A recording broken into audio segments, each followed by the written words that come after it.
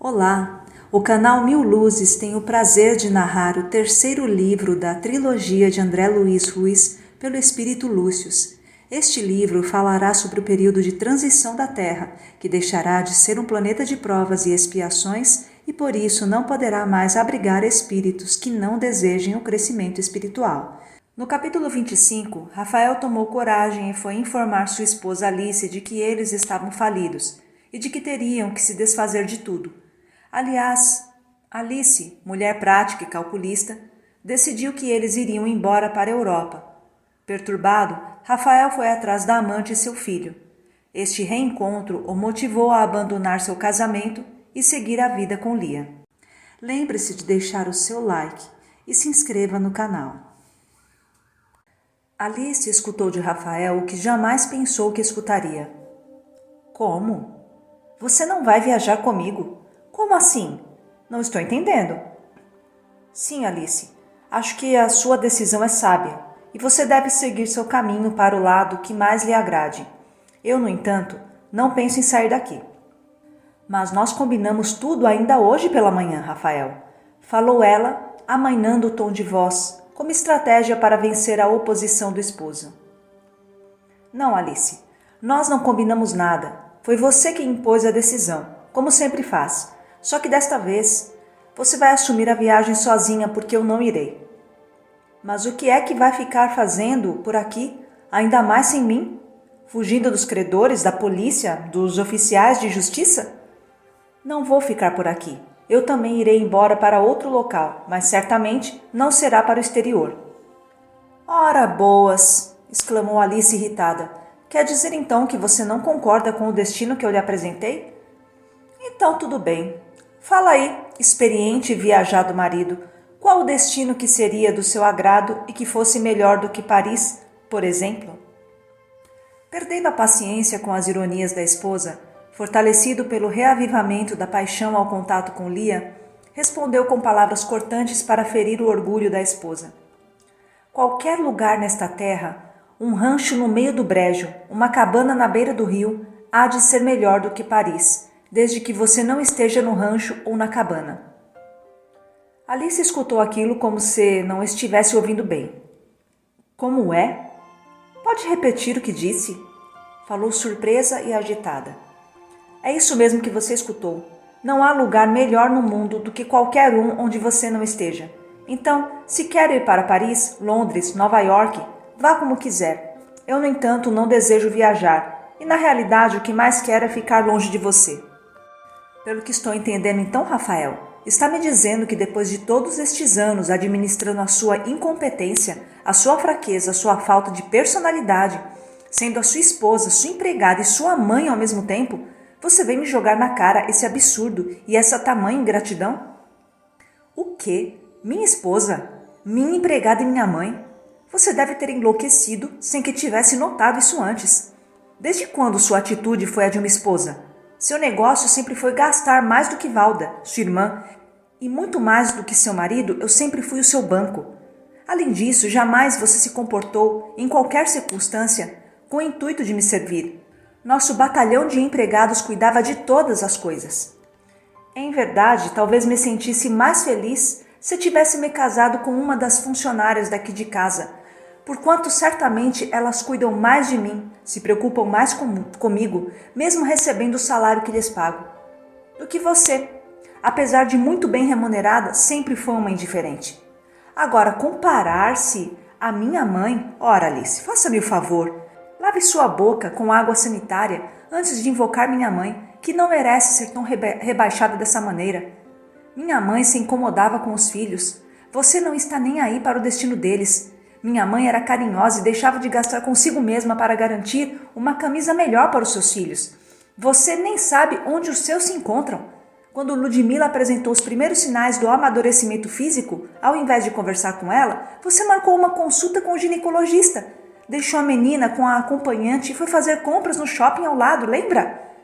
Se é uma coisa que você nunca soube o significado, é dessa palavra, Alice, mãe. A coragem de Rafael parecia saída de um filme de cinema, abastecida por um vigor que, de há muito, a própria Alice não presenciava. Puxa, meu marido resolveu virar macho depois que empobreceu?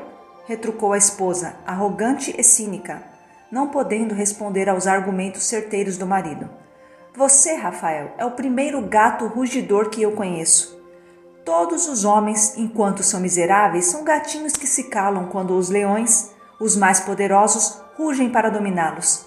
Acovardam-se com seus miadinhos servis, porque precisam agradar os grandes que lhes deixam as sobras, formando uma corja de aduladores. Todavia, quando o pobretão fica rico, se transforma em leões rugidores, mostrando que se tornaram poderosos porque subiram na vida. Mas você, rapaz, você quando era leão, era covarde como um gato, e agora que virou gato, está querendo bancar o leão rugidor. Você não acha que perdeu o bonde, não? O que eu acho, Alice, é que já é hora de você seguir o seu caminho e eu o meu. Se sou gato ou leão, se mio ou rujo, não é você, mas quem vai constatar. Seja feliz com um leão qualquer e eu vou encontrar uma outra companheira. Rafael desejava terminar logo a conversa, mas Alice, ao contrário, desejava continuar a discussão. Então a esposa voltou à carga.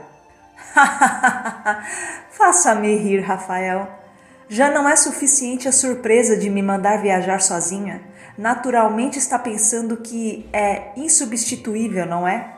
Pois fique bem seguro de que, se uma coisa é verdade, é que assim que você sair por esta porta, estará arriscado de minha vida e no seu lugar será muito fácil encontrar alguém para me acompanhar à Europa. Um companheiro ainda mais viril e atraente do que um fracassado como você.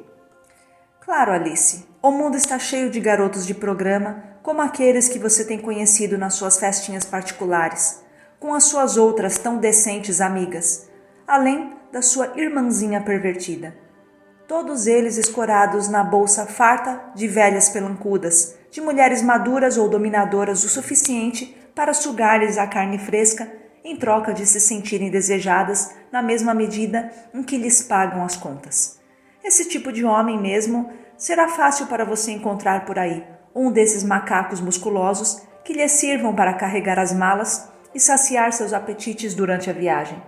Vendo que a esposa ia ficando cada vez mais vermelha de ódio, Rafael não se conteve mais, prosseguindo a série de ofensas à dignidade feminina.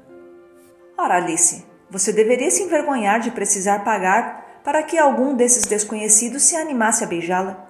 Pensei que seu conceito a respeito de si própria não fosse descer tanto assim ao nível dessas mulheres que, apesar de endinheiradas, se fazem rasteiras da pior estirpe, cuja carência as transforma em consumidoras de emoções compradas.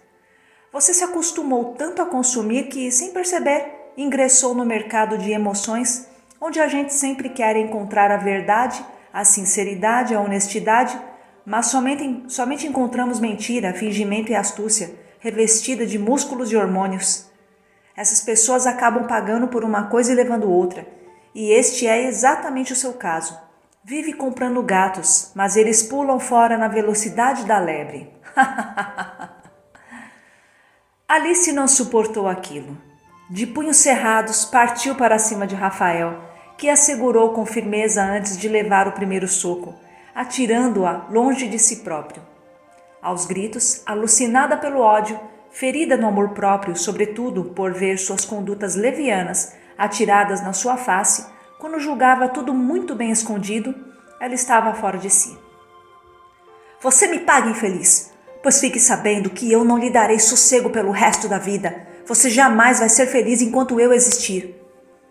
E usando de sarcasmo tanto quanto a mulher o fazia, Rafael respondeu: Mas isso já é assim há muito tempo, Alice. Se essa é a condição para sua felicidade, fique feliz, porque eu já não sou feliz enquanto você existe. Mas com o seu afastamento, a felicidade talvez me encontre e eu possa repousar a minha cabeça nos ombros de uma mulher de verdade, não de uma fabricada de contas, de uma alucinada do espelho, de um cartão de crédito com pernas. Chorando em descontrole, Alice retorquiu: Alguma balconistazinha, uma garotinha de mau hálito, alguma sardenta desdentada que esteja à altura de um derrotado e falido como você. É só isso que você vai encontrar pela frente. Erguendo os braços para o alto, como se estivesse entronizada nos mistérios de algum ritual satânico, Alice verberou em alto brado: Pois eu invoco aos deuses da má sorte e os conclamo a se atirarem sobre você, Rafael, para que a felicidade nunca ande pelo mesmo caminho que você e que seu coração possa amargar a solidão para sempre.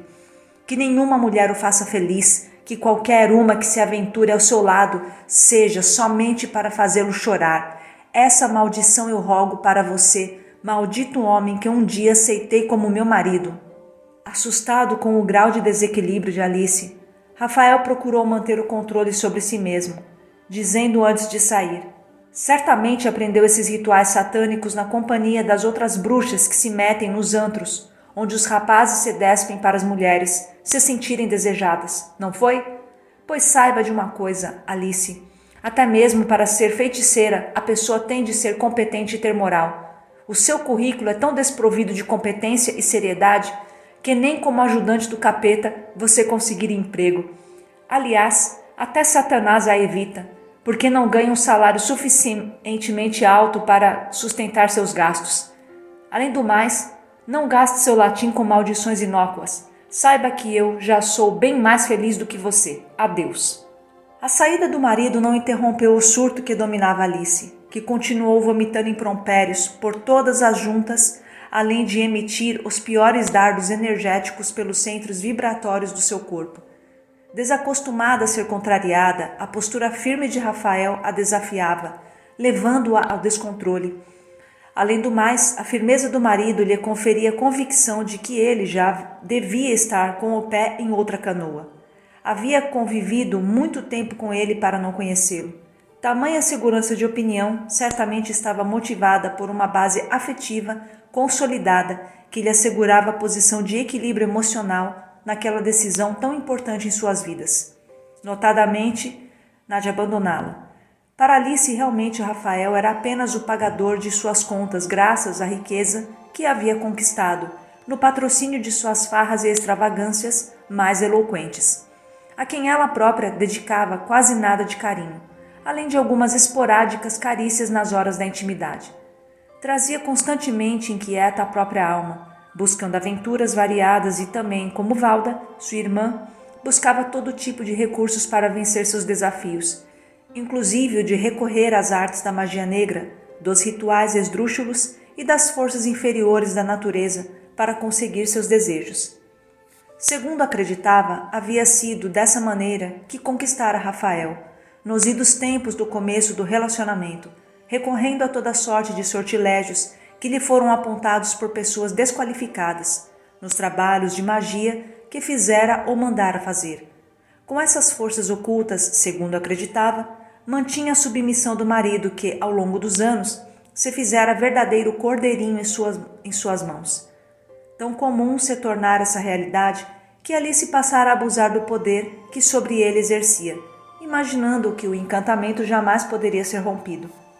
Todavia, diante dos fatos que acabara de presenciar, a realidade nova era bem diferente, com Rafael de nariz empinado, determinando outros rumos para a própria vida, independentemente do controle da mulher. O que será que aconteceu? Será que é porque não fui mais falar com o pai Serapião? E bem que me mandaram voltar para continuar os trabalhos, mas, como no fundo queriam mais dinheiro, resolvi dar um tempo. Será que foi por isso? Acho que preciso voltar para ver como refaço o pacto. Até hoje tudo funcionou tão bem. Pensando um pouco melhor, considerou: mas será que não é melhor deixar as coisas assim? Afinal, esse idiota foi embora mesmo e, como está pobre, não acho que seja conveniente botar dinheiro bom em cima de defunto ruim. Acho melhor ir lá pedir ajuda para mim mesmo e meu futuro. E claro, se não ficar muito mais caro, botar uns espinhos no caminho desse folgado, fazê-lo sofrer com umas dores para estragar os planos do idiota. Acho que preciso ir lá no pai Serapião logo. Afinal, Gabriel já foi vender o carro e logo estaremos com as passagens compradas. Lá ia então a desditosa mulher enveredar-se pelos caminhos obscuros da magia, através dos quais, pensando em fazer mal ao seu semelhante, não percebia que era a si mesmo que prejudicava terrivelmente. Saindo dali, Rafael tremia mais do que se tivesse enfrentado algum ladrão no meio da rua. jamais se sentira tão encorajado como naqueles momentos em que, lastreado na emoção renovada pelo contato de Lia, colocara fim num relacionamento que, obviamente, nunca havia existido. Em realidade, desde muito haviam se transformado em dois estranhos que dormiam juntos, sem carinho, sem cumplicidade, sem sinceridade. Tanto era verdade que Rafael encontrara espaço para viver o amor com Lia, anos atrás, enquanto Alice se perdia de aventuras em aventuras, nas festinhas que se realizavam nos diversos clubes especializados naquele tipo de entretenimento. A ruptura, no entanto, fora traumática. Sem conhecerem os efeitos negativos do ódio que as palavras desencadeiam, Alice e Rafael haviam atirado para todos os lados o lodo de seus sentimentos feridos, de suas diferenças, de seus insultos, atraindo ainda mais entidades hostis, mais perturbações desnecessárias. Alimentando o sentimento negativo de Alice, entidades a fizeram recordar da necessidade de recorrer aos serviços da magia negra, não só para conhecer o próprio futuro, como também para criar embaraços ao futuro de seu ainda marido. Abrindo espaço mental para a agressão desmedida, Rafael recebeu em cheio os torpedos mentais de Alice, que lhe havia desferido, e sem o costume da oração protetora, sentiu a carga agressiva que a mulher disparara e que encontrou um ambiente na sua irritação. Além disso, a culpa de sua consciência pelo adultério do passado o fazia sentir-se desonesto ao acusar a esposa de condutas levianas que eram de seu conhecimento, porque ele próprio não se excusava da mesma prática, sabendo que houvera sido desonesto e insincero. Ele também se valia de mulheres vistosas e curvilíneas para afogar suas carências. Como poderia o roto acusar o rasgado? Terminavam então a mentirosa vida conjugal pela pior maneira, de onde os dois colheriam amargos frutos, por não terem sabido administrar a liberdade como concessão divina para a construção de um futuro mais nobre. Os dois sofreriam por tudo o que estavam fazendo, porquanto tais demonstrações de ódio recíproco eram um atestado do baixo padrão evolutivo de ambos. Olá, amigos! Este é o capítulo 26 do livro Herdeiros do Novo Mundo. Continuem conosco nesta aventura. Até breve!